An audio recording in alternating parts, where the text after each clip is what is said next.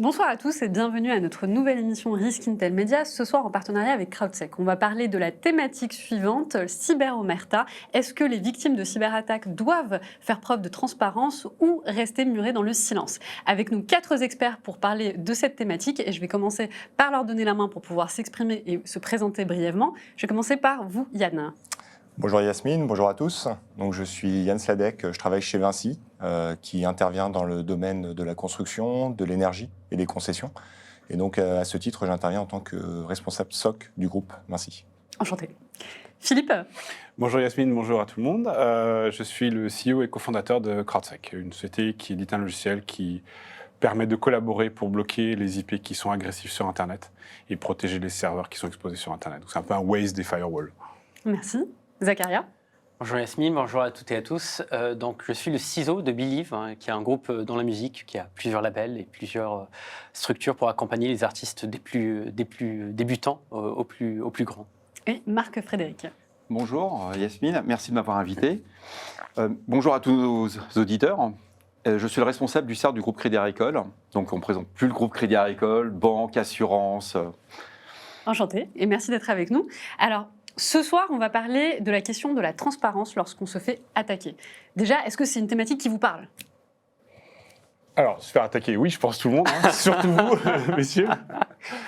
Nous, on a posé la question au public, on a fait un sondage et on leur a demandé la chose suivante. Est-ce que les organisations victimes de cyberattaques communiquent-elles suffisamment en détail sur ce qui leur arrive? Et je vous laisse regarder les chiffres. On a une grande majorité de 94 non et 6% de oui. Quand on voit des chiffres pareils, est-ce que ça vous parle? Est-ce que vous êtes étonné déjà de la réponse du public? On a quand même un public essentiellement constitué de professionnels de la cyber. On a 500, si je regarde bien de là où je suis, 532 votants. Est-ce que ça vous étonne, ça vous paraît cohérent? Qu'est-ce que vous en pensez quand vous voyez des chiffres pareils? Je crois qu'il y a un problème de la personne morale déjà. En fait, on a une personne morale devant et on a des humains derrière. Et cette personne morale, elle fait un peu bouclier et elle dit oui, bah, c'est mauvais pour le business si je le dis, quoi. Alors que les humains derrière auraient peut-être un avis différent. Si Zacharia et moi, on a quelque chose à se dire, on va se le dire, on va le partager. Et il va peut-être pas essayer de me cacher quelque chose. La personne morale, on essaie de la protéger, et c'est quelqu'un d'intangible, et je pense que c'est aussi une des questions. On confie nos données à des personnes intangibles, en fait. Et c'est pas du tout surprenant, en fait. Je pense qu'il y a un détail intéressant dans la question. On voit que vous avez essayé de cadrer le suffisamment en détail. En fait, c'est assez marrant parce qu'aujourd'hui, on communique, on surcommunique dans notre société. Et dans la sécurité, on commence à avoir des initiatives de partage entre les équipes sécurité, principalement entre les CERT, qui s'opèrent. Mais le suffisamment en détail, non. On voit souvent que dans même les annonces des entreprises qui sont forcées de communiquer sur les attaques qu'elles ont subies, il y a une communication de courtoisie, pour ainsi dire. On ne rentre pas dans les détails, il n'y a pas systématiquement des partages d'indicateurs de compromission, il n'y a pas la révélation des vraies causes, entre guillemets. Donc le suffisamment en détail fait que ce 94% est éclairé, à mon sens. Alors je vais avoir un avis différent, un petit peu clivant, mais moi je ne suis pas du tout dans cet objectif de 94% de personnes qui sont contre, parce que ça doit être nuancé. Il faut savoir qu'aujourd'hui, quand il y a un incident de cybersécurité, dans certains secteurs, c'est très bien documenté, c'est très bien partagé. Il y a des obligations. Alors, on va parler plus tard des régulateurs, on va parler aussi des contrats. Dans un contrat, quand il y a un incident de cybersécurité aujourd'hui, dans beaucoup de groupes, c'est indiqué. Si vous avez un incident, vous devez prévenir l'équipe de réponse à incident. Vous avez une communication qui va être faite, pas forcément au niveau public, mais entre sachants. Est-ce que c'est vraiment intéressant d'avoir tous les détails d'une cyberattaque au démarrage ? Il y en a eu plusieurs qui ont passé dernièrement et qui ont fait beaucoup de bruit médiatiquement. Est-ce qu'on doit donner toutes les informations tout de suite alors qu'il y a une enquête judiciaire en parallèle? Les pirates, quand ils vont voir, ou les cyberattaquants, quand ils vont voir ce qu'ils ont fait comme dégâts, ils vont peut-être se rendre compte, en fin de compte, on peut encore aller plus loin. Est-ce que tout ça, on doit le mettre sur la place publique ou au contraire, ça doit rester dans des cercles maîtrisés? Là, vous avez parlé des CERT tout à l'heure. Les CERT se partagent aujourd'hui depuis des années des informations sur tous les cyberincidents majeurs. Il y a juste le fait qu'on ne va pas donner l'information brute. On ne va pas donner des noms, on va anonymiser, on va faire un certain travail de savoir à qui on parle. Le besoin de qui va connaître l'information. Si c'est un régulateur qui vous demande l'information, vous êtes à livre ouvert. Si c'est un journaliste, ça ne va pas être la même chose. Mais vous allez dire, il y a bien un risque d'incident. Et il faut savoir que dans le secteur financier assurantiel, on n'a pas le choix, on a des régulateurs, on a des obligations. Vous avez un cyberincident, ça doit être indiqué immédiatement aussi bien à vos régulateurs, qu'aux autorités, ainsi qu'au client final. J'abonderais dans le sens de Marc-Frédéric. En fait, il y a vraiment une capitalisation de l'information qui doit être différente entre le grand public, qui finalement doit comprendre aussi quelle typologie de données a été fuitée éventuellement, mais on va retrouver également une information qui va être beaucoup plus précise sur les cercles de confiance. Donc on parle des cercles, mais on parle aussi des individus entre eux qui sont amenés à échanger assez régulièrement, et en l'occurrence qui vont pouvoir exploiter l'ensemble de ces informations pour pouvoir identifier s'ils sont éventuellement touchés par ce même type d'attaque.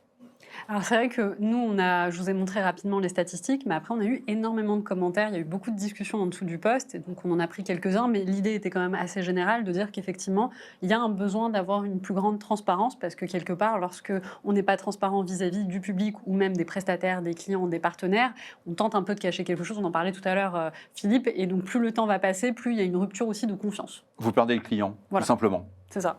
Une entreprise qui va cacher à un client un incident qui le concerne, où il va avoir des impacts, que ce soit des impacts financiers ou de la donnée personnelle qui va fuiter, etc., si vous ne le dites pas, ce client n'aura plus jamais confiance en vous. Et puis vous lui faites prendre un risque. Si je sais qu'une donnée a fuité, je peux gérer à titre personnel en B2C, mais en B2B aussi. Je peux gérer mon propre périmètre et me dire, OK, je suis exposé sur ça, je vais prendre les réponses nécessaires. Si mon partenaire qui s'est fait compromettre ne me l'a pas dit, là, je ne peux rien faire. Je ferais bien un parallèle avec d'autres problématiques biologiques. Si vous êtes infecté par quelque chose et que votre partenaire ne le sait pas, vous allez lui refiler et il ou elle ne peut rien faire. Là, c'est pareil. C'est-à-dire que vous allez avoir une contamination parce qu'on garde une omerta sur la data. Donc, il faut savoir ce qui est perdu, il faut le dire. Après, comment ça s'est fait? Oui, ça peut rester dans des cercles plus fermés. Ça ne sert à rien d'étaler les techniques les plus évoluées sur le marché. Vous perdrez tout le monde. C'est surtout vous allez perdre tout le monde si vous expliquez une vulnérabilité, une CVE. Vous perdez la majorité du grand public. Ils vont vous dire, ils nous parlent de quoi? En plus, ça vient par le NIST, ça a été publié par l'éditeur. Il y a un petit tempo ici quand même. C'est qu'il y a des cas, récemment, on a vu des organismes qui ont été compris par des vulnérabilités qui ont presque 2 ans et demi. Ouais. Là, on est comme dans une zone où il faut en parler, je pense. Là, un petit problème. Ouais, mais ce qui va vraiment faire gagner en maturité, c'est la sensibilisation autour du besoin de s'organiser pour traiter ce type de vulnérabilité, parce que justement elles étaient anciennes, parce que ça nécessite une certaine hygiène, mais peut-être pas forcément le détail de la vulnérabilité, et finalement, comme disait Marc-Frédéric, de perdre l'ensemble des informations. Mais du coup, on constate bien qu'il n'y a pas un partage de l'information. Et en fait, sur les détails des vulnérabilités, on voit bien que les organisations sont constituées en tant que communauté de pratiques qui se partagent des informations. Mais ces techniques-là d'attaque, si elles ne sont pas partagées, si elles ne sont pas connues, elles ne sont pas pour autant inconnues des attaquants. Oh, je vais passer encore pour la sécurité par l'obscurité. Non, mais la sécurité par l'obscurité. Dis pas ça. La sécurité par l'obscurité. Pendant longtemps, les banques nous ont dit qu'il fallait garder un sillon autour de. Pas toutes, bien évidemment. Alors, je suis pas d'accord. Je suis forcé d'intervenir, de couper la parole. Je sais que ça se fait pas. Surtout que mon équipe de com m'a dit, Marc, tu te laisses parler jusqu'au bout. Tu ne coupes pas la parole. Je suis désolé, je peux pas laisser passer ça. Parce que j'allais parler du Diebold qui s'est fait pirater par des gamins de 14 ans. Non, mais lui, il n'était pas public. Non, Marc-Frédéric, là, il n'arrive plus. Il a besoin de parler. Sur les banques, il faut savoir que l'échange au niveau cyber, ça existe déjà depuis plus d'une dizaine d'années. Depuis le départ, les banques ont toujours discuté entre elles sur le risque. Ça fait partie de notre métier et on travaille à livre ouvert. Donc quand il y a un incident qui va toucher notre établissement comme un autre sur la place, on va partager sur le fait, voilà, il y a telle vulnérabilité qui est présente. On a constaté qu'il y avait des tentatives de fraude avec ce type de scénario. Ça, c'était au début au niveau interbancaire. Et puis de plus en plus, il y a des associations intercertes, dont il y en a une qui existe en France, mais il y en a aussi aux États-Unis ainsi qu'en Europe, et qui permettent, il y a des cercles où tout le monde partage sur la vulnérabilité. Quand tu me dis qu'on ne partage pas sur la vulnérabilité, c'est pour ça que je ne suis pas d'accord du tout. Pardon. On a les alertes, même parfois 24 heures avant la sortie de l'éditeur, par des canaux intercertes. Et ça nous permet de monter en avant. Maintenant, avoir une vulnérabilité qui n'a pas été patchée pendant 2 ans, c'est facile quand il y a 4 serveurs. Vous êtes une entreprise, vous avez 80 000 serveurs, vous devez patcher, vous ne patchez pas 80 000 serveurs en 10 minutes. 2 ans. Ça dépend sur quel périmètre. Est-ce que c'est exposé sur Internet? Est-ce que c'est fermé dans ce qu'on appelle des silos? Non, pour moi, là, je suis pas d'accord pour le coup. Du doigt voilà, c'est pour ça. C'est un débat, mais c'est mal géré, ça a été mal industrialisé, ça a été mal automatisé, ça a été mal supervisé, ça a été mal indexé. Enfin, je suis désolé, quand on a 2 ans et demi de retard sur. Alors, recontextualise, tu parles de. Pardon, on parle de Log4j. Le Log4j. Voilà, Oui, ouais. dont les banques ont fait très attention à ça parce qu'il y a beaucoup de Java dans les banques et c'est une faille qui touche Java. On ne va pas rentrer dans le détail, mais Log4j, c'était une faille très grave. Elle a été connue dans tout le milieu de la cybersécurité comme étant une des plus graves qui soit sortie. Le monde entier a réagi et on en sait quelque chose, on était au premier front là-dessus avec Crotech. Et quand je vois que 2 ans et demi après, il n'y a pas eu de mise à jour, il n'y a pas eu de correction, il n'y a pas eu d'isolation, non, je ne suis pas d'accord. Là, on est dans un cas où il y a une responsabilité à aller chercher et à engager. Voilà. Vas-y. Et juste pour revenir à mon propos, en fait, je sais que c'est très... mais c'est ce qu'on vient de dire, en fait. Juste quelques Mais c'est pas instants les banques, avant. faut que t'arrêtes sur les banques. Les banques bossent correctement. Juste quelques instants avant, certainement. Hein, Ah, mais je te confirme. Sur Log4j, alors là, j'ai aucun problème, je peux être transparent sur le sujet. C'est 3 mois de gestion de crise, 24 heures sur 24, 7 jours sur 7. Et je l'ai suivi avec les banques et je sais que c'était extrêmement Ça a été un travail d'arrache-pied, toutes les équipes ont été mobilisées et ça a été au début, c'est toujours pareil, on qualifie, on commence à faire le triage, on voit ce qui est exposé, ce qui ne l'est pas, tous les faux positifs, parce que Log4j, ça a été une histoire extraordinaire au niveau des faux positifs. Et puis à la fin, c'est le patching qui rentre en ligne de compte. Mais ça a demandé une telle énergie, on parle d'une vulnérabilité. Il en sort à peu près plus d'une centaine par mois. Ouais, mais c'était pas de n'importe quelle vulnérabilité, on parle de 10 sur 10, quoi. Celle-là, il y en a. Oui, mais les tous les 2 critiques, ans. les 10 sur 10. Ouais. Voilà, c'est pour ça que je... Du coup, mon propos. C'est la bonne. tu peux essayer. On est avec toi. On est avec toi. Vas-y, Zacharia. Donc, sur la sécurité par l'obscurité, en fait, c'est vachement quelque chose qui a été propagé. Alors, je veux bien que les banques en fait un nombre. Les assurances aussi, vas-y, je peux te le faire là. Entre-temps, par contre, la sécurité par l'obscurité, ça ne marche vraiment pas. Ah, ça marche Et pas en du fait, il faut partager ces techniques-là. Moi, personnellement, hein, ça n'engage que moi, c'est mon avis. Cacher les schemes, ne pas partager les techniques, ne pas partager les indicateurs, ça ne va que faire ralentir la sécurité. Et malheureusement, les industries et toutes nos sociétés, en fait, sont encore ancrées dans cette culture. La culture de la transparence, c'est venu d'Amérique, principalement. C'est pas très ancré dans les mœurs. C'est pas européen. Et je te rejoins là-dessus. J'ai interviewé des personnes qui voulaient monter des CERT au sein d'entreprises de défense nationale, donc de la défense. Et c'était des concurrents. Donc on a fait une call conf commune, il n'y en a pas un qui parlait. Et quand on leur a dit, mais voilà, vous avez partagé un IOC, donc un indicateur de compromission, c'est une adresse IP, c'est un nom de domaine, c'est où il y a un serveur C2, etc. Et ils étaient en mode, mais non, partage pas. Je dis, mais c'est pas des plans de sous-marins nucléaires qu'on va partager, c'est pas des codes non plus. C'est juste une adresse IP par rapport à un malware qui va toucher vos systèmes Windows, qui vont compromettre votre message. Voilà, c'était des choses très basiques. Finalement, il n'y a pas non plus de collaboration quelque part. Parce que là, ce que je comprends, c'est qu'au-delà de la transparence, il y a même un manque de collaboration. Et ils ne voulaient absolument pas collaborer. Ça a été très compliqué durant cette préparation pour monter une équipe de réponse à incident. Et dans leur culture, eux, ils ne partageront jamais rien parce que ils disent, voilà, je fais du militaire, je ne partage pas le moindre incident, le moindre TTPs, etc., ce genre de choses. Alors, si on écarte effectivement ces quelques domaines qui sont un petit peu ancrés historiquement dans des pratiques d'un autre temps, Ouais. Je pense que quand même dans le cercle cyber, il y a quand même une collaboration qui est assez forte, avec peut-être un seul écueil, c'est le fait que ce soit aujourd'hui, hormis certains cas qui appellent à la régulation, qui soit très centré sur les individus. C'est-à-dire qu'on est quand même très souvent sur des personnes qui se connaissent, qui échangent régulièrement en dehors du cercle et qui, par définition, vont aussi construire finalement des relations d'échange et des cercles de confiance dans le temps. Et je pense qu'effectivement, il y a d'un côté cet aspect autour de la régulation, le domaine bancaire, un très bon exemple, et a réussi à construire et à maturer là-dessus, mais il y a aussi le fait qu'il y ait aujourd'hui beaucoup trop d'initiatives, on va dire individuelles, en tout cas basées sur des individus, qui se sont montées, qui continuent à perdurer, mais qui on n'est pas en capacité aujourd'hui d'assurer une certaine pérennité. Voilà. Mais il y a de l'espoir quand même sur ce sujet-là, je pense, parce que nous, on le voit, on est capable d'organiser des communautés. Par exemple, on a des médias, on a plusieurs médias, et ils sont d'accord pour partager des IOC ensemble. On leur dit, si par exemple le monde se fait attaquer, est-ce que vous voulez savoir, est-ce que le monde est d'accord pour le partager? Oui, on est d'accord pour partager. Et on a eu le cas avec des banques américaines, des établissements de santé aussi, beaucoup. Ils disaient, moi, si je me fais attaquer ou si quelqu'un se fait attaquer, je veux faire partie du même réseau qu'eux et je veux que ce soit transféré le plus vite possible dans leurs propres instances de notre logiciel.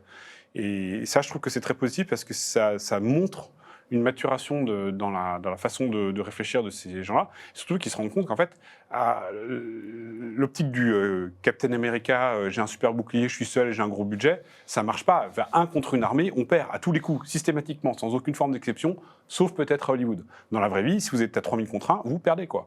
Alors que quand ils se mettent tous ensemble, on crame ces IP, on crame ces IOC, on crame ces méthodes d'attaque beaucoup plus rapidement. Et c'est en train de se développer comme façon de réfléchir. Et il y a des outils pour aider et supporter ce genre de... C'est pour ça que les CERT correspondent plus aux Avengers qu'à Capitaine Américain. Je suis d'accord. Absolument. Alors, on a forcément le public qui est en train de commenter, mais aujourd'hui, on a une petite différence, c'est qu'on a un public en plus qui est présent à distance, mais dont un est dans la salle cocktail. Donc, pour ceux qui sont dans la salle cocktail, ça va les faire rire. C'est Hussein qui est parmi vous, qui demande « Le conflit ukrainien face à la Russie a tout changé. Toutes les entreprises qui communiquent sur les attaques subissent les mains en visibilité face à la Russie qui fait désormais la guerre parallèle dans le cyberespace. » Qu'en pensez-vous? C'est vrai. Alors, absolument vrai. On est dans la grey zone noire, on en a parlé déjà une fois tous les deux. Oui. Si vous avez une tête nucléaire et que vous l'envoyez, vous allez faire face à tous les autres pays du monde qui vont vous mettre de côté et dire vous ne faites pas partie de l'humanité et qui vont vous raser. Quand vous attaquez en cyber, il n'y a pas de dommages, personne n'est tué en général. Il y a assez peu de dégâts physiques, on perd de l'argent, on perd de la propriété intellectuelle, voilà. Et donc, du coup, c'est une arme qui est utilisable ad nauseam et Qui ne coûte pas cher. qui coûte très peu cher, qui est industrialisable. Qui marche bien à grosse échelle et dont les Russes se servent beaucoup, ce n'est pas les seuls. Les Chinois, les Coréens, mais même les Américains, les Français, on se sert tous de cette arme non-stop. Alors effectivement, en ce moment, les Russes, énormément. Et on a des gens en Ukraine et en Russie, d'ailleurs, qui utilisent le logiciel. Et on les voit s'attaquer les uns les autres. Et il y a même des gens en Russie qui se font attaquer par des Russes. Enfin, c'est très compliqué. Mais ça a tout changé et ça n'arrête pas. On va encore faire intervenir le public. Puisque, en plus, Marc a la même question que moi, qu'on s'est posée. Donc, un petit retour en arrière. En 2009, Google a subi une cyberattaque qui a été attribuée à la Chine, visant à voler la propriété intellectuelle et à accéder aux comptes de mail de dissidents. C'est rare, mais parfois... Google fait des choses bien, et notamment en 2009, il a fait le choix d'avoir une politique de transparence. Donc il a communiqué le 12 juin 2009 sur cette cyberattaque et a donné donc l'ensemble des informations qui étaient autour. La question que moi je me pose et que finalement Marc dans le public également s'est posée, c'est de savoir finalement est-ce que toutes les entreprises peuvent avoir ce luxe de communiquer de la même manière? Et donc je rebondis sur la question de Marc. La communication n'est-elle pas liée à la nature des créneaux économiques? Une banque ne peut pas se cacher, mais un retailer n'a pas les mêmes obligations.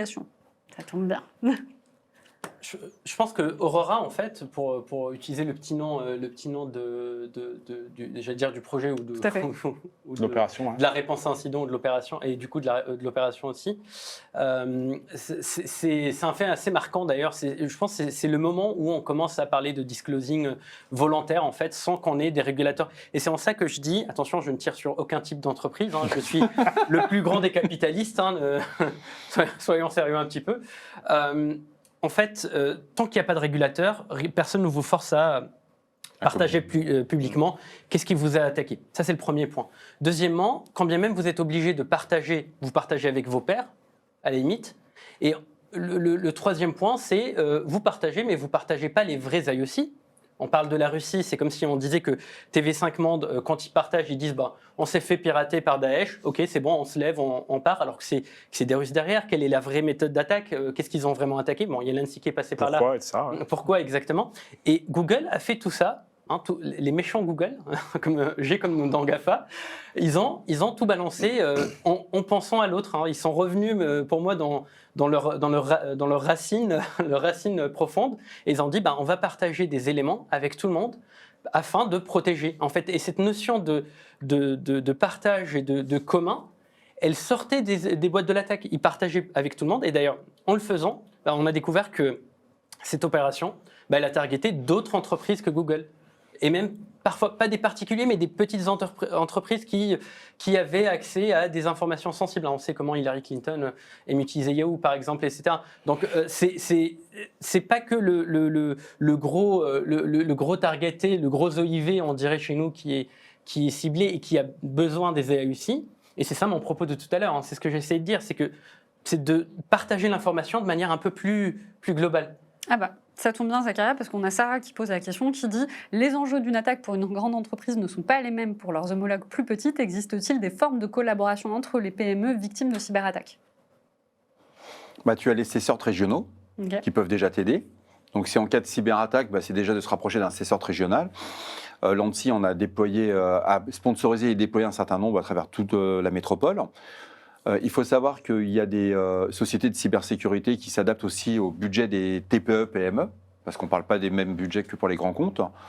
Effectivement, vous allez voir un chef d'entreprise qui a une PME ou une TPE, vous dites vous allez installer un MISP, vous allez partager des IOC, le mettre dans un SIEM, vous avez peu de chances de conclure un contrat à la fin. Alors que quand on commence à proposer des offres de sous-traitance avec ce que j'appelle les bonnes pratiques, bah, ça peut marcher pour les PME, TPE. Et les exemples les plus concrets que nous, on l'utilise pour nos clients, c'est on leur montre, bah voilà, cette entreprise s'est fait attaquer, elle était voisine de chez vous, 6 mois après, il a déposé le bilan.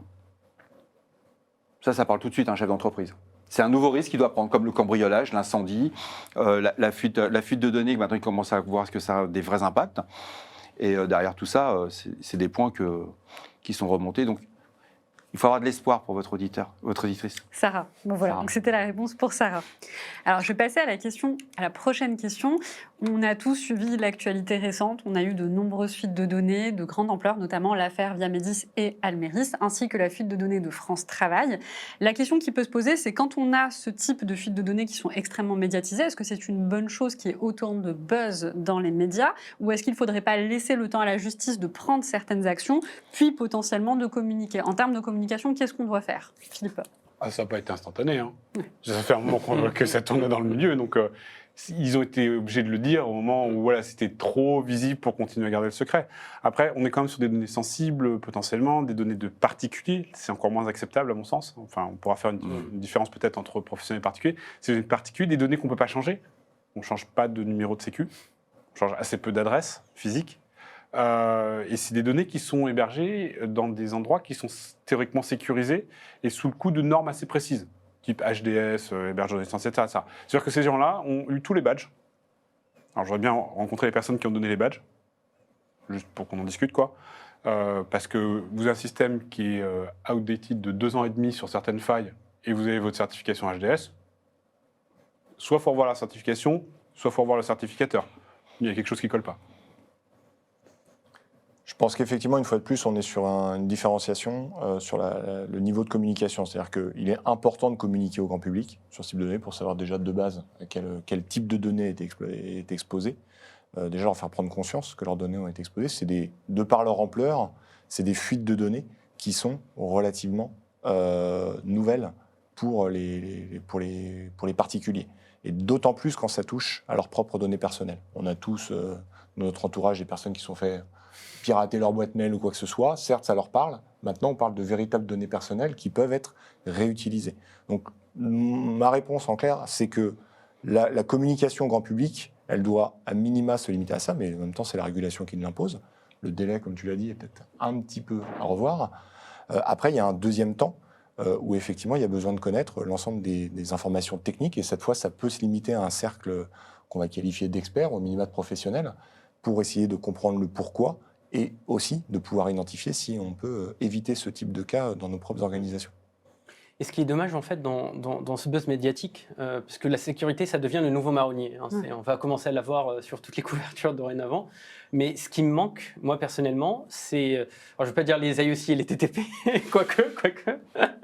Mais ce qui manque, je pense, pour le citoyen et la citoyenne lambda, c'est des éléments pour se protéger, pour les sensibiliser, etc. On prend de haut aujourd'hui les gens. Tout le monde utilise un ordinateur, tout comme tout le monde peut conduire une voiture, mais quand on sait changer sa propre roue. Mais on a une sorte de... On part de fait de dire que les gens ne vont pas comprendre c'est quoi une vulnérabilité, ils ne vont pas comprendre qu'est-ce que si ou qu'est-ce que ça. Eh bien, peut-être qu'il faut faire de l'évangélisation. Peut-être que plutôt que le buzz, malheureusement, il n'y a que ça qui vend. Mais plutôt que le buzz, on profitait pour faire de la sensibilisation, de l'awareness, à rapprocher ces termes, ces concepts en fait de vulnérabilité. Alors, je ne dis pas qu'il faut expliquer en détail les CVE à tout le monde en fait, ou faire apprendre les RFC aux gens, mais au moins ça va devenir leur quotidien, donc les sensibiliser à ça. Tous ces sujets, ça va être leur quotidien de demain. Les vulnérabilités, on va en entendre des fuites, on va en entendre de plus en plus à cause de vulnérabilités, à cause d'absence de chiffrement, à cause de manque de précaution des citoyennes et des citoyens. Et malheureusement, cette sensibilisation, pour revenir aussi sur la question que tu posais, finalement, elle n'existe pas. On a encore un cybermalveillance qui a du mal à se positionner par rapport à l'ANSSI, et vice-versa.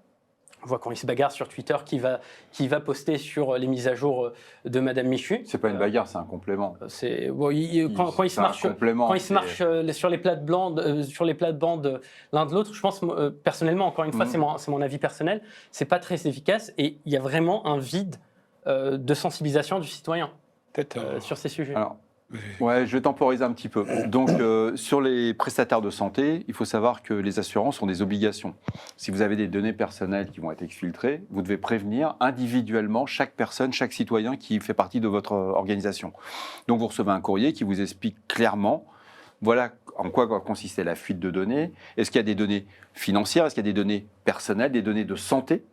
Est-ce qu'on peut savoir quelle topologie vous avez, etc. Tout ça, c'est indiqué dans le courrier. C'est-à-dire que la personne est informée. Est-ce qu'on a besoin d'aller plus loin sur l'aspect technique?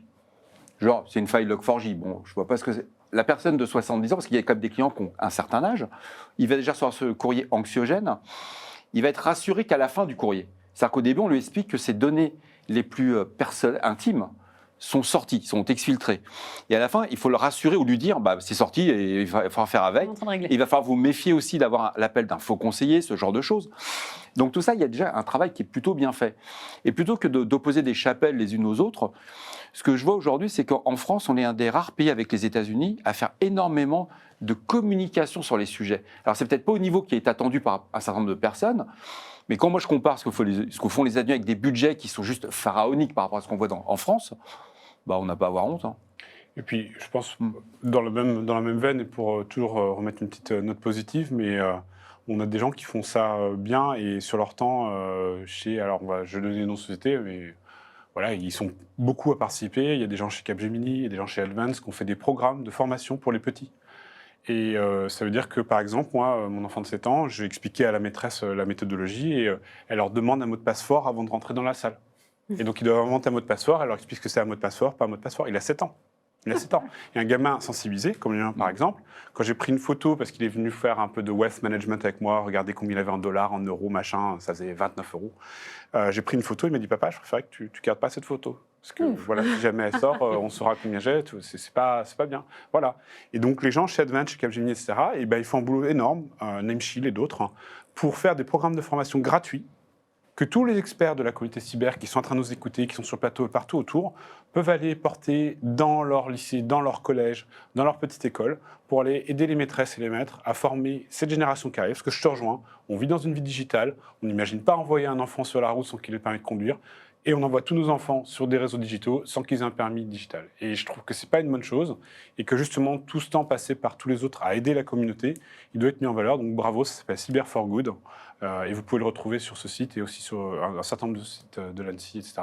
Cyber for Good, cherchez tous ces supports de formation, utilisez-les, aidez vos écoles du coin à former cette génération qui arrive à être des utilisateurs d'Internet intelligents et formés.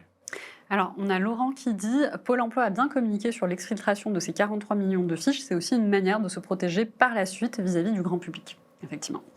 Alors, pour passer à la prochaine question, dans quelle mesure les entreprises devraient-elles collaborer avec leurs concurrents pour pouvoir partager des informations sur les cyberattaques? Là, je crois qu'on est aligné pour le coup. On est tous alignés. Tu veux y aller en premier?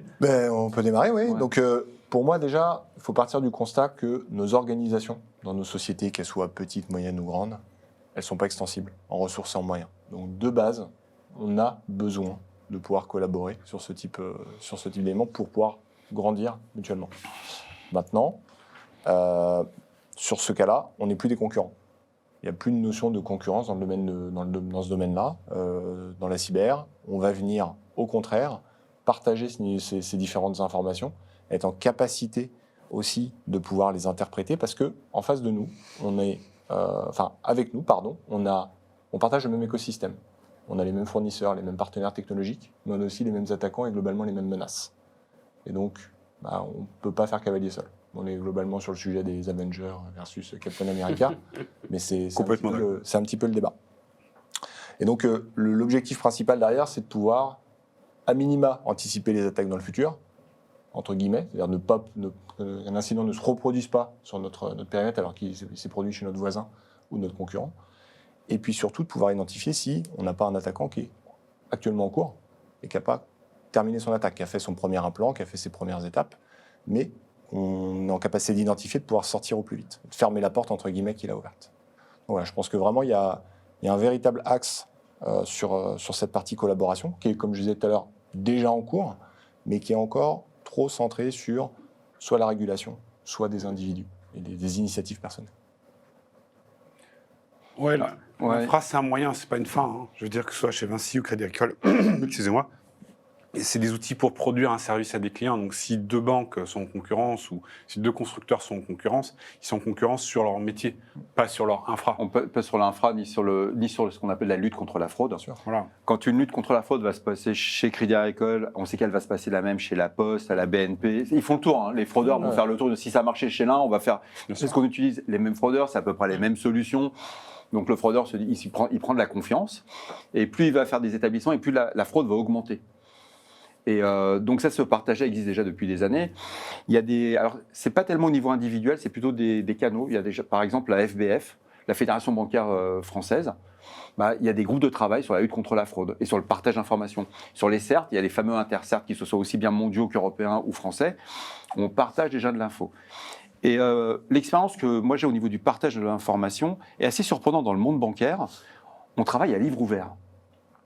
Alors ça a pris du temps, c'est pas naturel, c'est pas quelque chose que vous avez un incident demain et après-demain vous allez voir votre concurrent direct et lui dire on va discuter ensemble de cet incident. Ça a pris quelques années et il a fallu commencer déjà à donner de l'information pour savoir si elle allait fuiter, si elle allait être utilisée contre vous. Donc ça se fait pas tout de suite, c'est pas naturel. Aujourd'hui, les liens de confiance sont faits. On travaille avec des banques chinoises, des banques qui sont basées à Hong Kong. C'est très compliqué avec la partie géopolitique. Et on n'a aucun problème à travailler à livre ouvert sur un incident. Il y a une vulnérabilité qui est sortie sur une passerelle VPN, pour ne pas la nommer. Comment tu as fait pour patcher? Comment tu as amoindri ton risque chez toi? Est-ce que tu as déjà vu des attaquants poser quelque chose, un shell, ce genre de choses? Et il n'y a aucun sujet. Il n'y a pas quelqu'un qui va dire non mais là je ne peux pas en parler. Parce qu'on sait à qui on va donner l'information, c'est vraiment le besoin d'en connaître et de se dire, ils vont peut-être pouvoir m'éclairer. Et comme tu le disais très bien tout à l'heure, on ne peut pas réussir tout seul, quelle que soit la taille de l'entreprise et les moyens financiers dont elle dispose. Et c'est aussi avec cet axe de réflexion lors des incidents qu'on est capable de trouver des pistes qu'on peut se dire, voilà, ça fait déjà 2-3 jours que je suis sur le sujet, je suis complètement la tête sous l'eau avec mes équipes et on voit que ça continue à se démultiplier. Grâce à ce type d'entraide, vous résolvez les problèmes. Mais tout ça, ça prend du temps, ça ne se fait pas en un claquement de doigts. Un régulateur ne peut pas vous l'imposer. Un régulateur ne peut pas vous imposer de dire vous allez travailler avec, par exemple, la Société Générale, la BNP, la Poste, Crédit Mutuel. Non, ça ne marche pas comme ça. Au début, on va s'échanger des informations sur quelques IOC, quelques noms de domaine, comment tu fais pour traiter du phishing. Et au fur et à mesure, on va arriver à un partage, à de la confiance, mais de la confiance maîtrisée. Vous donnez une information que vous maîtrisez. Nous, on a une logique assez simple au niveau du CERT. Toute information qu'on donne, elle finira sur BFM. Voilà. On donne une information, il faut qu'on soit en capacité à assumer qu'elle va finir sur BFM. Donc, ce qu'on va donner, ce sont des choses qui sont maîtrisées. On va pas, on va être transparent, mais avec un niveau de maîtrise. Ouais. Et avec des cercles aussi de connaissances. On ne discute pas avec un autre CERT, comme on discute avec un membre du COMEX. Il faut vulgariser. Vulgariser ne veut pas dire infantiliser le débat, mais il faut donner l'information au bon niveau, en sachant que généralement, on a 2 minutes de son temps pour expliquer une situation complexe qui dure depuis déjà plusieurs semaines. Pour revenir sur les cercles de confiance, alors moi je suis membre de plusieurs associations, notamment CKScale, où on partage pas mal de choses avec nos homologues. Alors au début, quand j'étais à l'époque chez Le Bon Coin, je travaillais beaucoup avec VP, avec d'autres entreprises qui avaient le même motif. Et petit à petit, on a commencé à se dire, en fait, pourquoi on s'échange que avec cette structure de métier? Parce qu'en fin de compte, une fraude qui pouvait avoir lieu d'une telle manière, en fait, aux services financiers, les arnaques au président, etc., pour prendre les plus publics, en fait, ça peut bénéficier à d'autres personnes aussi. Donc, on a commencé à l'ouvrir, à rajouter des gens. Puis aujourd'hui, cette association, il y a plein d'autres personnes, il y a plein d'échanges. Et je me rappelais quelque chose que tu as dit, Philippe, tout à l'heure au début, et ça m'a rappelé une réponse à incident. C'est épuiser. Tu as utilisé le mot « il faut épuiser ». Et je pense que c'est toi qui disais aussi dans un article que j'ai lu il y a quelques temps que les IP n'étaient pas infinis. En fait, l'IPv4, si on lit bien la RFC, c'est pas infini. Et l'attaquant... On finit par épuiser ses ressources. C'est la logique de ce qu'on fait. C'est-à-dire qu'en gros, là, on a eu des cas de DDoS récemment, des DDoS organisés par des botnets volontaires et souvent applicatifs. Et en fait, ce qu'on voit, puisqu'on les traite avec le soft, on voit souvent les mêmes IP et une fois qu'elles sont bloquées, c'est tout le botnet qui est bloqué. C'est-à-dire que l'outil est inefficace chez tous les gens qui partagent ces IP-là. Et c'est donc redoutablement efficace, mais de toute façon, l'humanité n'a jamais réussi quelque chose de grand sans collaboration. Enfin, Exactement. Et tout à fait, en fait. Et l'attaquant, il y a quelque chose, en fin de compte, Yann, que tu disais aussi, il y a un commun, en fait, dans ce travail de la sécurité. Alors, on n'est pas des médecins, mais quelque part, on porte la Croix-Rouge sur le champ de bataille, hein, donc on ne se tire pas les uns sur les autres. Il y en a qui le faisaient, mais bon, ils étaient un peu particuliers dans l'histoire de l'humanité. On a effacé que leur nom, naturellement. Que leur nom soit effacé, comme dit la Maxime. Mais voilà, nous, on porte cette Croix-Rouge sur le champ de bataille et on se partage l'information entre nous. Un ingénieur sécurité dans un endroit A ou un endroit B, on œuvre pour un bien commun. Du blue teamer. C'est ça, on est blue teamer et on veut épuiser les IP, on veut épuiser les compilateurs, les capacités, les techniques d'évasion, etc. Et sachant que ça reste, tout en gardant la petite touche salée, en fait, pour moi, on pourra toujours faire de la recherche et développement et on trouvera des nouvelles vulnérabilités, on essaiera de les coltiner, mais de les colmater plutôt. Par contre, le truc, c'est que je pense que l'IP, pour ça, a un rôle essentiel à jouer, c'est que il faut considérer une attaque comme un missile qui vous est envoyé. Il y a deux parties. Il y a le payload, c'est-à-dire la vulnérabilité qu'on va essayer d'exploiter, et il y a le vecteur, c'est-à-dire comment elle est transmise jusque chez vous. Alors ça peut être un vecteur de proximité, des ondes courtes, du NFC, du Wi-Fi, des choses comme ça.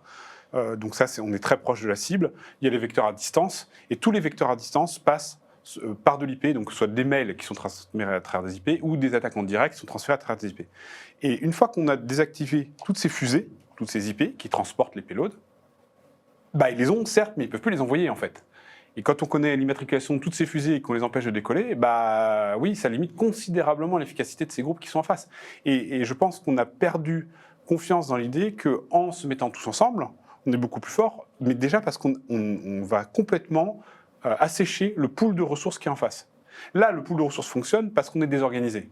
Mais dès qu'on est organisé, le pool de ressources, il n'est pas du tout assez gros pour les attaquants pour pouvoir nous attaquer. C'est là où il faut taper. Il faut taper dans la scarcity, dans l'endroit. Je te rejoins sur ce que tu dis parce que lors de l'invasion de l'Ukraine en février 2022, toutes les équipes de cybersécurité dans le monde se sont mis à travailler pour protéger l'Ukraine. Et pendant le premier mois, en dehors de 2-3 événements, il n'y a rien. On s'attendait à une guerre numérique exceptionnelle, on s'attendait à la fin du monde, quoi. On pensait qu'ils allaient pouvoir se connecter sur des centrales nucléaires, qu'ils allaient pouvoir débrancher l'électricité, ils allaient couper l'arrivée en alimentation d'eau. Et le résultat, rien, parce que toutes les équipes étaient sur le sujet. Et ce qui en ressort, c'est qu'au bout de 2 mois d'analyse, on s'est rendu compte que la menace cyber telle qu'on l'avait imaginée dans l'imaginaire collectif, elle n'était pas à cet endroit-là. On est revenu à des basiques.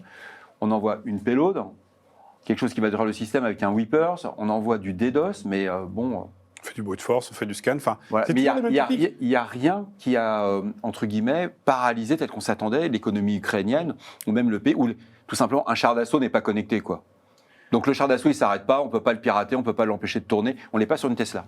Oui, puis on n'a pas affaire à des génies. Je veux dire, le problème Non, mais c'est vrai. À un moment, il y a une espèce de sanctuarisation ou de déification du hacker, mais c'est des bêtises. Avec sa cagoule. Mais c'est ça. Non, c'est n'importe quoi. Les 3 quarts utilisent des techniques connues, reconnues, ultra connues. Ils utilisent, ce qu'on l'a vu récemment avec Demis, Almeris et les autres, des vulnérabilités connues, et ils vont juste là où c'est le plus facile. Et en fait, c'est beaucoup mieux pour quelqu'un de dire oui, j'ai fait rempart de mon corps pour défendre contre des Elite Russian hackers, etc. La vérité, c'est qu'il s'est pris un brute force et il l'avait pas patché. Évidemment, il va pas mettre ça sur LinkedIn, parce que sinon son employabilité va baisser. Donc c'est un héros parce que machin. Bon, il s'est pris un but, quoi. J'ai installé un WAF et ça a tout arrêté. Ouais, c'est ça. Mais à la fin, on n'a pas affaire à des génies, très loin de là. Et les génies auxquels on a affaire, on les arrêtera pas. Donc c'est même pas une catégorie. Non, mais vraiment, c'est même pas une catégorie avec laquelle il faut aller jouer. Des attaques comme Stuxnet qui ont coûté des centaines de millions de jours hommes et de vies pour arrêter des centrales d'enrichissement de carburant nucléaire en Iran. C'est pas des attaques à la portée des gens qui nous attaquent. Là, on parle de centaines de millions. Les gens qui nous attaquent, c'est des mecs qui mettent 10, 20, 100 balles sur la table, ou 1000 ou 1 million peut-être, mais c'est des gens qu'on peut gérer, qu'on peut maîtriser, qu'on peut neutraliser et dont on peut couper les ressources.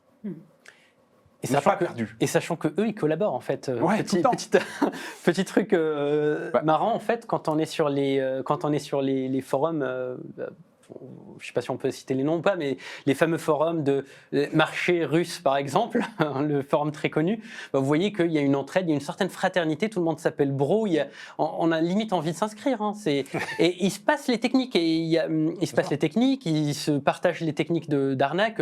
Je pense qu'on avait parlé de QR code, maintenant tout le monde l'a utilisé, c'est devenu gratuit, il les donne. Les leaks, les attaquants très motivés, ils vont les utiliser au début et puis après ils vont les redistribuer aussi revendu, parce qu'ils ont envie de masquer un peu les... Il y a aussi un retour sur investissement. Là, c'est le banquier qui parle. Donc, il y a un ROI qui est vous fait. êtes aussi banquier. On est aussi banquier. Donc, il y a quand même un ROI qui est fait sur le leak. C'est-à-dire que quand on parle de leak, là, on va rentrer dans un peu plus de détails. Il y a d'abord une reconnaissance. Première reconnaissance, on rentre dans le système d'information, on constate, on va revendre cet accès. À partir de là, il y a un deuxième groupe qui va arriver. Et ce groupe va être plus spécialisé, il va commencer à dire qu'est-ce que je peux récupérer, sur qui je suis tombé, etc. Et il y a un troisième groupe qui va analyser le leak. Et s'il y a de la donnée personnelle, de la donnée financière, la partie, par exemple, carte bancaire va être vendue chez des cardeurs spécialisés qui sont là-dessus. La partie données personnelles va partir sur des gens qui sont spécialisés sur la donnée personnelle. Et ainsi de suite. C'est-à-dire qu'un leak, aujourd'hui, ce qu'on a réussi à avoir via les sources OSINT, ça se revend entre 5 et 10 fois. Citroën Travail, là, il vaut 50 € maintenant. Parce qu'il a été exploité, surexploité, revendu. Voilà. C'est de la seconde, c'est de la seconde, Oui, mais la troisième. par contre, pour quelqu'un qui veut faire de la fausse identité, il va avoir un certain nombre d'informations entre les adresses qui sont encore actives, les numéros de sécurité sociale, etc. Vous pouvez commencer à vous faire une fausse identité, ouvrir un compte bancaire, émettre des crédits à la place de la personne légitime. C'est ça les vrais risques. Et ce type de fuite de données, une fois que c'est sorti sur Internet, c'est un fantasme de croire qu'on peut se connecter, détruire les données, et ni vu ni connu. Ça marche pas. C'est dans les films. Ah bon? Non, où il y a des C'est un sociétés de écran, cybersécurité qui se lancent en start-up pour croire que ça peut exister. Non, ça marche pas. Le truc qui se produit, c'est qu'une fois que votre donnée est sortie, elle va être réexploitée, elle va être recopiée. Et vous aurez beau... je vois encore aujourd'hui sur des adresses email que j'ai utilisées il y a plus de 10 ans, et ça sort encore sur des nouveaux leaks. Dans des collections. Ce sont des agrégats. C'est des agrégats de leaks qui sont revendus. Et vu qu'il y a un petit bout qu'on rajoute à chaque fois, on va aussi pouvoir analyser une chose. Est-ce que cette personne utilise la même syntaxe, la même sémantique sur ses mots de passe depuis 10 ans? Ça vous permet de faire après de l'attaque très ciblée et c'est vraiment très intéressant. Donc oui, il n'y a pas d'omerta là-dessus, on en parle. Moi, je vais juste dire, peut-être pour les téléspectateurs, il y a un site qui est très bien, qu'on connaît tous ici, mais qui est très utile pour les particuliers, c'est Have I Been Pwned, qui permet de savoir si une adresse email a été utilisée et a été leakée quelque part. Et ça permet quand même d'avoir une certaine confiance, une supervision de ses propres périmètres. Et donc, vous pouvez mettre votre email et il vous dira s'il apparaît dans un nouveau leak. Okay. Très utile. Ou dans un ancien, et avec surtout la source. Ce qui est intéressant, c'est par exemple, si on voit le cas de Deezer, si vous avez un compte Deezer, vous pouvez être sûr que votre adresse email... Oui. Ou Facebook, ou VK. En fait, tout. Voilà, c'est gratuit, donc merci aux gens qui font ça, Troy Hunt en l'occurrence. Alors moi j'avais une autre question et qui rejoint d'ailleurs des questions que j'ai retrouvées dans le chat, donc je pense que le public qui est en train de nous suivre se pose la même question. C'est de savoir quand on communique finalement en détail sur une cyberattaque, est-ce que quelque part ça ne va pas venir nuire à notre business? Donc il y a des personnes qui posent la question à moyen long terme, moi je me pose la question de façon générale et je pense que c'est la crainte derrière le fait de ne pas, alors peut-être que je me trompe, mais de ne pas communiquer, c'est pas tant de ne pas vouloir être transparent, mais de se poser la question des conséquences, parce que ça veut dire, on en parlait en plus tout à l'heure Philippe, qu'est-ce que ça veut dire? Peut-être qu'on n'a pas fait les choses en interne, peut-être qu'il y a des choses qui... Alors on sait que le risque zéro n'existe pas. Hein. On sait que le risque zéro n'existe pas et que tout le monde, plus ou moins, va se faire attaquer. Mais tu es dans la crise. C'est-à-dire que là, l'incident, il a lieu. Tu es dans la crise. La communication fait partie de la crise. Quelqu'un qui ne communique pas pendant une crise, il ne fait pas de crise. Il est avec ses potes au café, quoi. C'est-à-dire que ton système d'information est compromis. Tu dois absolument communiquer à tes clients, à tes fournisseurs, à ton banquier. On a des cas de gens qui n'ont pas communiqué. Voilà, moi, je pense à son banquier. On en connaît pas mal qui n'ont pas communiqué. Et ceux qui le véritable risque, c'est sur ceux qui ne Mais derrière, ça finit au pénal. On l'a vu sur Uber, le gars, il finit au pénal, il est complètement... Mais pendant des années, ils n'ont pas communiqué. On a appris ça avec le changement de c'est pas la bonne approche. Et ce n'est pas les seuls, et il y a communiqué et communiqué. Alors, il y a ceux qui ne communiquent pas et qui attendent que la tempête passe et qui passent à autre chose, en croisant les doigts que ça soit passé. Il y en a plein qui est passé, et il y en a qui communiquent n'importe quoi. Il y en a qui communiquent qu'ils ont fait un bug bounty, un bug bounty, ou c'est un test, ou c'est les méchants chinois. En fait, moi j'ai l'impression de vivre dans un James Bond. C'est toujours les Chinois, les Russes, je ne sais plus c'est qui les nouveaux, les Nord-Coréens. Voilà, c'est ça. c'est tout le temps des grands méchants, alors que non, je reviens vers ce que disait Philippe, c'est une vulnérabilité, excusez-moi du terme, mais pourrave, qui a été exploitée par un ado de 14 ans qui s'ennuie, ou de 34 ans, ou qu'importe, hein, ou de 80 ans. Mais voilà, en fait. Et ils vont communiquer, ils ne vont pas communiquer les vraies causes. Pareil, si on revient sur ce qui m'agace, moi, dans la presse actuelle, c'est qu'on communique beaucoup sur, et c'est bien que tu aies parlé de la chaîne de compromission. On parle de la forêt qui a cramé, en fait, ou de la maison qui a cramé, mais on ne parle pas de la personne qui a ouvert avec le pied de biche, de celle qui a fait des faux chèques, ni de celle qui a jeté un corps dans la baignoire. C'est trop technique. C'est là où on revient sur le besoin. Mais ça n'a pas besoin d'être trop technique. On peut le dire, on peut vulgariser. Tu l'as rappelé tout à l'heure. On vulgarise pour les comex, on vulgarise pour nos développeurs qui ne sont pas forcément des gens hyper sécu. On vulgarise pour les DevOps qui sont allergiques à d'autres termes. Et cette communication-là, du coup, c'est un peu des miroirs et de la fumée. Smoke and mirrors. Je n'ai pas l'expression en français, mais... Justement, vu qu'on est sur le sujet de la communication, je vais juste donner la parole à un des internautes qui a posé une question tout à l'heure, Marc, et qui dit la communication, c'est un métier. C'est vrai, la communication est un métier à part entière, encore plus quand on parle de communication de gestion de crise. Ce qu'il met en avant, c'est que finalement, chacun va vouloir communiquer à sa façon. Donc on a le DG, on a le CISO, on a le directeur com. Comment on fait pour coordonner tout le monde Comment on fait ? Ça, c'est immature. Aujourd'hui, qu'une gestion de crise, déjà, ça se prépare. On n'attend pas d'être en crise. Et la première chose que vous avez dans les cours de gestion de crise, dans les sensibilisations, il y a une personne qui communique. Et pour reprendre l'expression d'un président de la République, ils ne sont pas là pour parler dans le poste, ces gens-là. Il y a quelqu'un qui fait la com et c'est le seul qui va donner une communication qui va pouvoir tenir la route. Parce que au fur et à mesure que l'incident va évoluer, il va y avoir des nouvelles informations, des informations contradictoires. On pensait que c'était des Russes. En fin de compte, ce n'est pas des Russes, c'est un mec dans sa chambre qui l'a fait. Bon, ça, généralement, on ne le dit pas trop. Ce n'est pas ça le but du jeu. Mais c'est plutôt le fait d'avoir une communication qui va être maîtrisée. Et maîtrisée, ce n'est pas de la censure. C'est plutôt au contraire, on va donner de l'information auprès de la place publique, auprès de nos concurrents. Il y a des concurrents qui vont l'utiliser, vont dire n'allez pas chez Intel parce que regardez, il s'est fait compromettre, leur système d'information n'est pas à la hauteur. Alors que ce n'est absolument pas ça le but du jeu. Le but du jeu, c'est de dire on a un incident, voilà comment on a prévu de le résoudre, voilà sur quoi vous allez être impacté. On a des délais ou des prochains points quand on ne connaît pas la fin de l'incident. Mais tout ça, ça se prépare. Et s'il y a 4 personnes dans la même boîte qui veulent parler auprès des médias, bon courage. Et dans les faits, effectivement, cette phase d'anticipation, elle permet déjà de un petit peu précabler finalement le contenu de ce qu'on va communiquer en fonction de la typologie d'incident, le type de données qui va évidemment fuiter. Et c'est vrai que si on ne l'a pas fait au préalable, on va se retrouver dans une cacophonie, mais très clairement, ça n'existe pas, voire on va dire peu, dans nos organisations actuelles. Peut-être plus, effectivement, sur des petites structures qui, aujourd'hui, ne sont pas armées, finalement, pour faire face à ce type de défi et qui, globalement, perdent pied complètement, ou alors se font aider dans la douleur, mais avec un temps de latence assez important. Je pense qu'aujourd'hui, dans nos organisations, on a quand même un niveau de maturité assez fort sur cette partie de communication. Ce n'était pas le cas il y a 10 ans. C'était un peu mieux le cas il y a 5 ans. Et je pense qu'aujourd'hui, on est sur cet aspect com, on est quand même derrière nous parce que le fait d'avoir positionné un RSSI déjà monte quand même en gamme la partie cyber et va permettre justement de préparer et d'anticiper ce type de cas. C'est quasiment, je ne vais pas dire sa première mission, mais pas loin. Peut-être un dernier point sur l'attribution, on en parlait, on blaguait des Russes, des Coréens, etc. Déjà, je pense que l'attribution, ça n'a servi qu'à une chose, c'est vendre des pluches sur les talons pour les RSSI qui devaient ramener des trucs à la maison. Parce qu'en vrai, le code, il est réutilisé, le savoir, il est partagé, on en parlait tout à l'heure avec Zach, les techniques sont partagées, on ne connaît pas les motivations, donc ça peut être un Russe en Russie, mais qui ne travaille pas spécifiquement pour le président russe. Qui est ukrainien. Voilà, ou qui est ukrainien. C'est même pire que ça. Donc on ne sait pas, et les IP, elles sont réutilisées, le code est réutilisé, et quand je demandais à des gens assez pointus, de boîtes comme Mandiant, etc., qui sont quand même reconnus mondialement, comment ils font de l'attribution, entre ça et le domino dans le vent, on n'est pas loin de la même chose. Donc au final, savoir que c'est Spider 23 37 42 Black du sud du Panda qui vous a attaqué, ça ne veut rien dire. Surtout que le problème n'est pas là. Le problème, c'est pas qui vous a attaqué, c'est qu'est-ce qui vous a pris, quel impact, pourquoi vous êtes fait avoir, qu'est-ce que ça va avoir comme conséquence derrière. Et vous n'avez pas changé votre façon de filtrer, de vous organiser, parce que c'est Black Panda 37, je sais pas quoi, ou AKA Spider truc chez machin, quoi. Enfin, alors, ça, c'est de la connerie, l'attribution.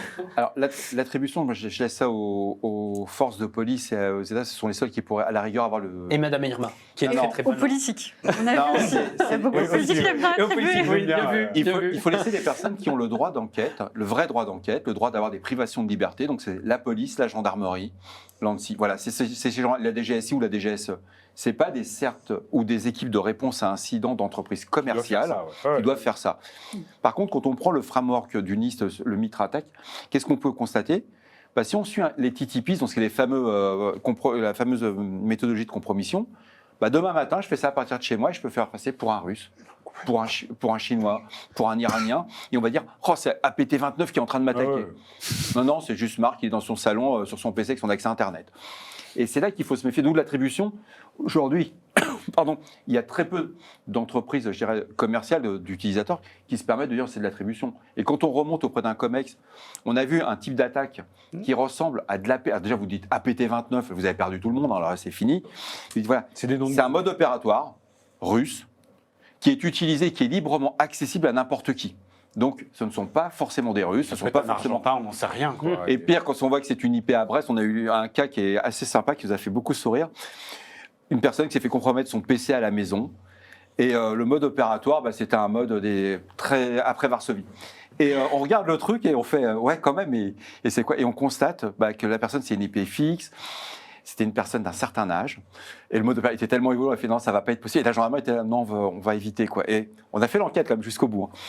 Donc, c'était juste son poste qui était compromis, ça servait de relais, et c'était fait par un étudiant d'école de cybersécurité en France. On ne rappelle l'école. C'est ça. Voilà. Et on en connaît. Voilà. Mais ça me fait penser à une vidéo. C'est d'où il faut faire très attention à l'attribution. Ce que tu me racontes, ça me fait penser à une vidéo de sensibilisation qui tournait il y a un moment, qui était d'ailleurs fabuleuse. Je ne sais plus qui l'avait faite, mais c'était une attaque qui avait touché une entreprise. Et tu voyais un peu la gestion de crise derrière. Tout le monde était en panique. C'est les Russes, c'est la Corée, c'est le Japon, c'est les États-Unis. Bref, c'est la crise totale. Et en fait, non, c'était Michel qui était dans son salon, qui s'était fait licencier il y a une semaine, qui n'était pas content, qui avait encore ses accès. Et le Eventy, et la nouvelle vulnérabilité Eventy qui vient de sortir. Il ne faut pas comme omettre dans tout notre échange, c'est qu'il y a des cybercriminels, ça existe. Ce sont des organisations. Ce sont pas. Le sweat à capuche, le loup solitaire, il y en aura toujours.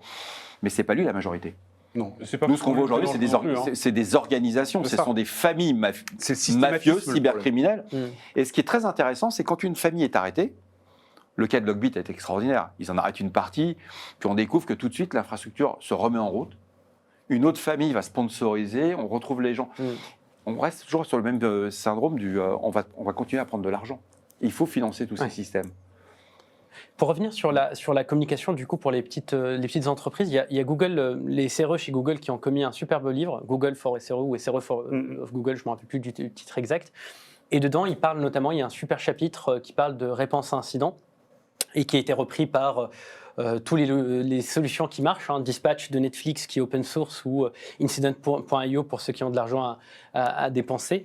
Et dedans, on revient sur les casquettes en fait qu'on a dans une réponse incident. Et bien sûr, dedans, il y a l'incident commander, l'operational lead et le communication lead. Donc, ces fonctionnalités qu'on a nous dans nos entreprises matures et installées, etc., elles sont déployables aussi à un niveau moindre. En fin de compte, c'est des bonnes pratiques de réponse à incident. Et dedans, on va trouver des bonnes pratiques de communication. Et je reviens encore une fois vers Yann qui disait tout à l'heure qu'on ne communique pas. On communique dans des cercles de contact. C'est vrai, c'est très très vrai. C'est comme ça que ça marche en fait. Et il faut s'inscrire dans ces cercles-là. Et il faut qu'on broadcast ce qui se passe dans ces cercles-là de manière plus globale. Moi, c'est ça le problème encore une fois, c'est que dans les attaques qu'on a, les conflits israélo-palestiniens, on n'en a pas parlé. Parmi les conflits récurrents auxquels on accole des actes cyber en parallèle, qu'ils soient vrais ou pas d'ailleurs, ou est-ce que c'est du bruit qu'on accole à ça? Les attaquants d'une part et d'autre, ils attaquent des organismes d'État, en fait, la mairie, une mairie dans une ville perdue dans la Creuse, ou la fleuriste à côté de chez moi, ou l'hôpital, ils sont opportunistes. Ils veulent attaquer un bleu-blanc-rouge. Pareil pour les attaquants de l'autre côté. Ils veulent attaquer une cible en fait, qui fait sens pour eux. Et si on partageait ces bonnes pratiques, je reviens, c'est des choses toutes simples, c'est les règles d'hygiène de l'ANSSI, c'est patcher les vulnérabilités, c'est appliquer des bonnes choses, c'est mettre en place le MFA. Si on communiquait sur ces choses-là, on aurait du MFA sur la plupart de nos sites. Malheureusement, le MFA, quand on essaie de le mettre en place, que ce soit chez Le Bon Coin, dans toutes les sociétés où je suis passé, eh bien c'est très compliqué à faire adopter aux équipes produits et aux équipes communication, mais surtout aux utilisateurs qui nous disent non, moi j'ai pas envie, j'ai pas besoin. Donc ces communications en fait vulgarisées, elles doivent encore venir. Et Google nous a aidés là-dessus, tous méchants qui sont. Je suis tout à fait d'accord avec toi. J'ai même un exemple concret. Il y a 1 an de cela, j'avais fait une vidéo, c'était une interview où on me demandait en gros juste comment sensibiliser le grand public. Donc on était vraiment sur du public qui n'était pas habitué à la cybersécurité. Et donc forcément, je donne les bonnes pratiques de l'ANSSI, parmi lesquelles tu as les mises à jour. Parce que les mises à jour, ça permet de patcher des vulnérabilités, n'est-ce pas ? Donc cette vidéo est passée sur TikTok et cette vidéo est passée sur LinkedIn. LinkedIn, on a une communauté de professionnels, donc tout le monde était, mais bien sûr, tout à fait, absolument, tout le monde est d'accord. Et sur TikTok, 2 millions de vues. Mais des millions de personnes qui disent « Mais non, il ne faut pas mettre à jour, c'est comme ça qu'on rentre dans de l'obsolescence ». C'est pas faux. Il y a eu des cas avec Apple où ça a permis de l'obsolescence me programmer. Mais on était vraiment sur des théories du complot. Mais totalement. Donc on se dit quand même que pour sensibiliser, c'est le futur. Et j'attends, la surprise, c'est que...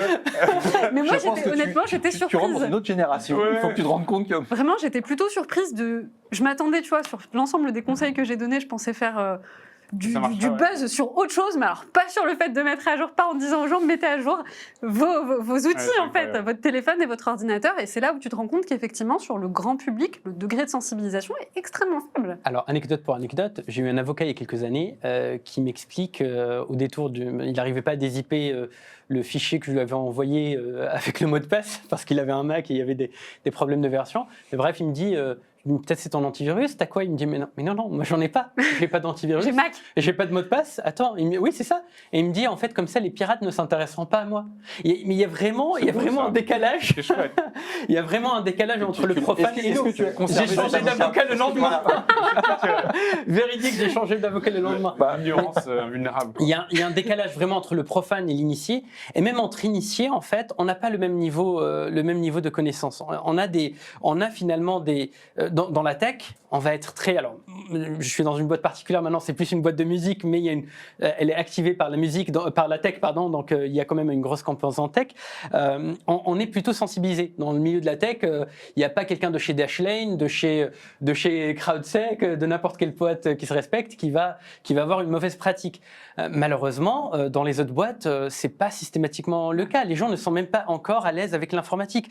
Rappelons-le que dans un domaine que je ne vais pas citer, un ami qui m'expliquait qu'il travaillait dans une agence bancaire avait révolutionné. Il n'avait pas compris la mission. J'avais bien fait de changer. Il m'avait expliqué qu'il a révolutionné le quotidien de sa collègue le jour où lui a montré que copier-coller, c'est CTRL-C, CTRL-V. Il faut rappeler que c'est une personne qui a travaillé il y a une dizaine d'années vraiment avec des registres, etc. C'était pas en Europe, ça. C'est en France. C'est en France. C'est en France, c'est rouge et noir. Donc voilà, il y a vraiment un écart en fait, non seulement entre l'anecdote que j'ai produite entre le profane et l'initié, mais même entre nous. On n'a pas le même niveau de maturité entre équipes sécurité, et il faut qu'on s'entraide. Même l'informaticien qui maintient les sites internet de la fleuriste et du café du coin, etc. Il faut qu'on trouve un moyen de s'entraider. Alors, on arrive à la fin de cette émission, donc je vais poser une dernière question. Quelles solutions techniques existent pour améliorer la cybertransparence et la cybercollaboration? Peut-on imaginer d'autres, parmi celles que vous allez potentiellement me donner?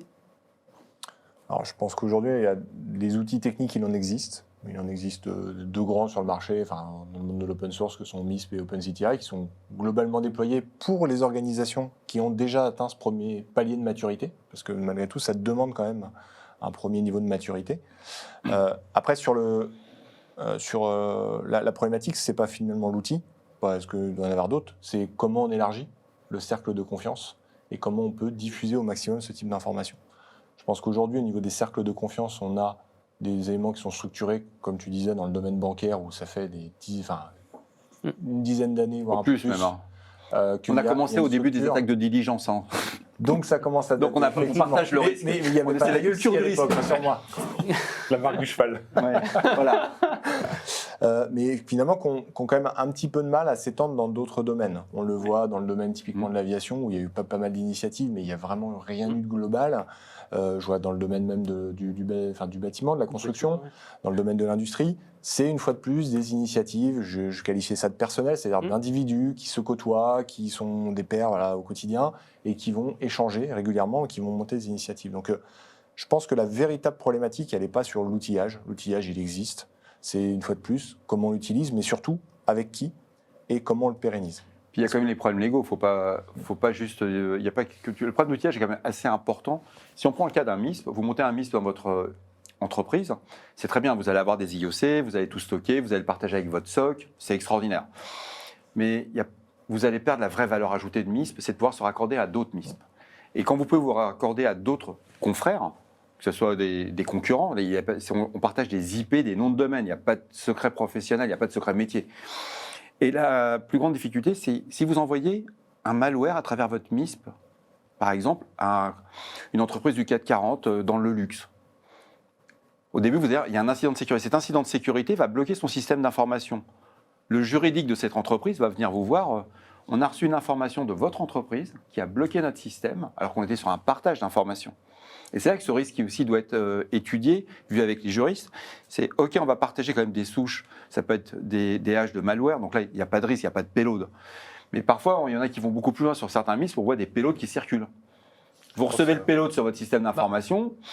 Ils le font circuler mal, alors ils ont mal Voilà, fait leur job. Ça commence à être un petit peu... Voilà, mais tout ça, il faut être protégé. L'outillage est une chose, mais il y a aussi le côté qu'on va échanger de l'information qui peut être d'une certaine sensibilité ou d'une certaine dangerosité suivant le cas. Et il faut avoir des équipes matures et surtout se dire ce que je suis en train d'envoyer ne va pas mettre mal à l'aise mon entreprise, juridiquement et techniquement.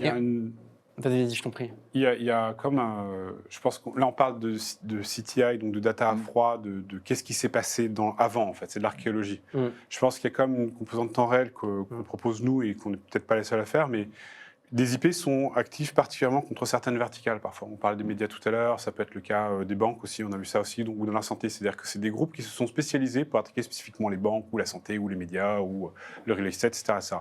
Et donc partager ces IP en temps réel et les insérer dans des firewalls, parce que le niveau de qualification est suffisant pour pouvoir les bloquer à la bordure, c'est extrêmement efficace. Et on n'imagine même pas à quel point c'est efficace. C'est-à-dire que 92% des attaques sont déjà bloquées à la bordure avant qu'il y ait un autre système qui se déclenche derrière. Ça réduit les factures de tout le monde, ça réduit le stress de tout le monde, alerte fatigue, etc. Donc l'outillage est critique et je pense que l'un des points qu'on a pris, nous, comme angle, c'est l'adresse IP, parce que l'adresse IP, c'est quelque chose qui ne change pas. Enfin, il n'y en a pas ça change, oui, mais il n'y en a pas une quantité infinie, ni élastique, ni tant que ça. Et l'IPv6 ne règle pas vraiment le problème, on pourra en parler une autre fois. Contrairement aux domaines qui sont déjà beaucoup plus volatiles, au hash qu'on peut changer avec juste one byte.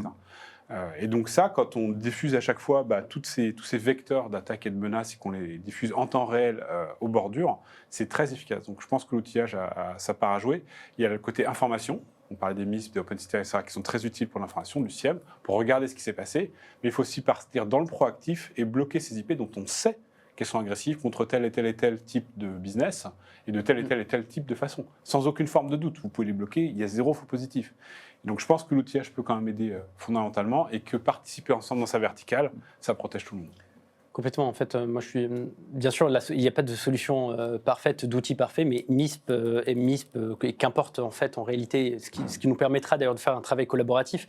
On a beaucoup d'outils collaboratifs qui existent, qui nous permettent d'analyser ces souches, ces attaques qu'on reçoit. Je parlais tout à l'heure de VP Le Bon Coin, la collaboration qu'on avait ensemble, et c'est ça. Il y a un phishing qui nous target nous. La personne va réutiliser le même. On partage ces informations, ces indicateurs, ces modups. Ça peut même être de manière manuelle. Donc, il n'y a pas de risque forcément que le MISP envoie des informations compromettantes. Et lorsqu'on travaille sur des souches, pareil, on a des méthodes de travail, on a des moyens de partager. On ne partage pas un malware. D'ailleurs, on ne pourrait pas stocker un malware en clair, sans mot de passe, infected avec un 3 pour ceux qui ont la blague. Ça serait bloqué par nos EDR, AV, etc. D'un autre côté, alors... il y a des CrowdSec. Moi, la solution, je m'étais dit, quand j'ai eu l'appel de l'équipe de Yasmine, fallait pas que je dise CrowdSec parce que j'avais zappé lors de l'échange que vous étiez sponsor d'aujourd'hui, vous participiez aujourd'hui. Petite anecdote qui m'est arrivée il y a quelques jours, j'ai un ami qui m'appelle, il a un site internet, c'est pour ça que je prends ces petits exemples, des petits artisans entre guillemets, c'est que moi, mes amis, ils appellent pas les intercertes, ils m'appellent moi. Donc, et quand même, ils me payent à boire à chaque fois, je viens. Je suis facile. Il avait un déni de service, il avait des attaques, etc. Il ne s'en sortait pas. Alors, il n'a pas un sou à investir en sécurité. Il a un petit business avec son épouse. La solution, c'était d'installer CrowdSec. En fait, non, c'est pas vrai. Ça marchait pas. Il a dû mettre à jour sa Debian et après, il a installé le bon package de CrowdSec parce que CrowdSec ne voulait pas s'installer sur la Debian vulnérable. Donc, c'est bien, j'ai pu le sensibiliser d'une pierre deux coups. Donc, avoir quelque chose comme ça qui est partageable, pour moi, c'est assez important. Et surtout que c'est open source sur cette partie-là et c'est gratuit. Je mettais les quotes. Et il faut que, pour les sachants, il faut qu'on collabore et on a masse d'outils. Il faut juste choisir. Et on a masse de barres aussi, on se rencontre pour parler sur MISP, il y a un point que je voudrais rajouter. MISP, ça dépend comment il est paramétré, mais il fait aussi alors, il ne fera pas du temps réel comme un EDR, mais c'est instantané. Aujourd'hui, quand on met un IOC dans nos MISP, on a quand même 89 entités du groupe qui l'ont dans la seconde et qui automatiquement part dans les SIEM, qui automatiquement va chercher s'il y a quelque chose. C'est pas le terme archéologique, oui et non, mais là, on réagit assez vite. On l'envoie. C'est passé quoi? C'est arrivé jusque chez vous, c'est logué dans les logs, c'est que ça s'est passé déjà. Ça s'est passé. Ce n'est pas de la détection. Il y a des outils pour ça, mais non, pas les demi. Et c'est là où c'est intéressant, c'est que nous, ça nous permet par exemple de suivre des fraudes. Typiquement, je vais prendre un exemple très concret. La fraude, c'est le temps lent, le temps qui valide, qui voit, etc. On a le temps d'investiguer par rapport à une attaque de déni de service, là maintenant tout de suite, où tout à l'heure on parlait des groupes d'attaquants qui sont passés de 20 jours à 20 heures à 20 minutes. On n'a pas le temps en fait. C'est un point qu'on n'a pas abordé, c'est le temps des attaquants par rapport à une compromission c'est pratiquement du temps réel. Il n'y a aucune équipe de cybersécurité qui sait réagir après le début d'une vulnérabilité 15-20 minutes comme ça a été le cas, qu'on a pu voir au début d'année. Ça n'existe pas, c'est-à-dire qu'on va subir. Là, on subit complètement l'attaque. Il n'y a pas d'outils encore pour qui nous permettent de dire il y a ça qui est il y a quelques outils, d'accord. On a des outils périmétriques. Monsieur le sponsor. Non, là, c'est unfair. Je vais vous prendre le cas de Log4j, on en parlait. Quand Log4j est sorti, dans les 2 heures, on a publié la liste des 3000 IP qui étaient les plus agressifs contre Log4j. 2 heures. Le Pentagone s'en est servi. Et pareil, juste donc, avant. C'est pas comme. Donc oui, on peut quand même réagir très vite. Avant de clore, il y a des EDR avec quelques vulnérabilités, mais des très bons communicants. Mais il y en a d'autres qui font très bien leur taf et on arrive à bloquer des attaques en temps réel sur les systèmes pour sortir du monde réseau, que ce soit sur le réseau ou sur le système, ou l'applicatif, ou même sur l'applicatif, exactement, on peut avoir du temps réel. Et puis il faut rappeler que ce partage d'informations, il nous permet aussi de garder du temps pour les choses qui sont importantes et qu'on ne peut pas anticiper. Donc typiquement, d'avoir ces informations et de pouvoir sortir un petit peu toute la bruyologie et du bruit, nous aide finalement à nous concentrer sur des cas qu'on ne peut pas anticiper. Et je pense typiquement la vulnérabilité de début d'année, c'est le truc où globalement on s'est retrouvé à arriver le lundi à se dire finalement ces boîtiers-là sont compromis. On l'a vu sur les deux derniers jours, on a pu entre guillemets nos yeux pour pleurer, nos équipes pour réagir. Et ce qui est essentiel, c'est vraiment de sortir de l'entre-soi en fait. C'est qu'on sort de juste partager. Alors on a tous des grosses boîtes américaines qu'on paye très très cher avec des indicateurs dedans. Ils nous expliquent jamais. Non, pas chez nous. Pas chez nous. Non, nous devons travailler des entreprises françaises.